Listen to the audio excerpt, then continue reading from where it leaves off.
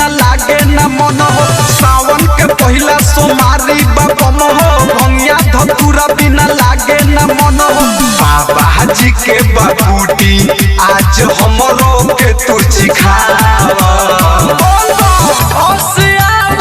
मस मंगावा जस जरा के चिलम जस चढ़ावा। मस मंगावा जस जरा के चिलम जस चढ़ावा। डीजे विकास श्वेता डिजिटल रिकॉर्डिंग स्टूडियो चिरैया।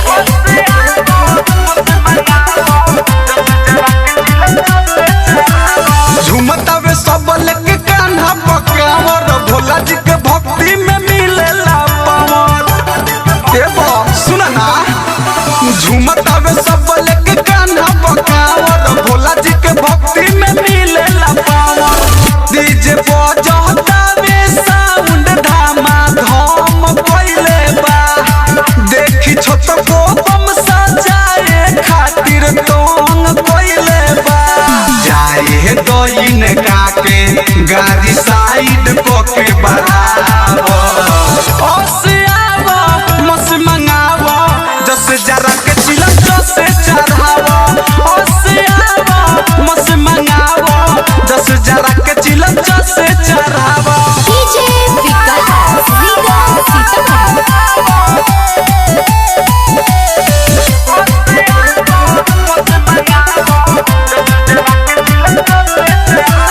राजन रवैया सुन गारी तू रोको। नाच तारे बम लोगो ऐसे नाटको।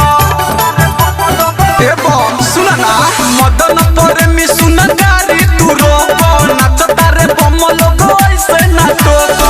राइटर अरुण जी के घरे से बोला लावा हो।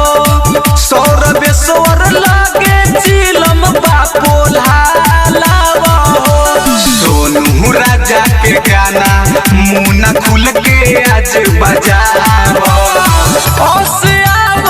मस मंगावो जस जरा के चिलम जस चढ़ावो।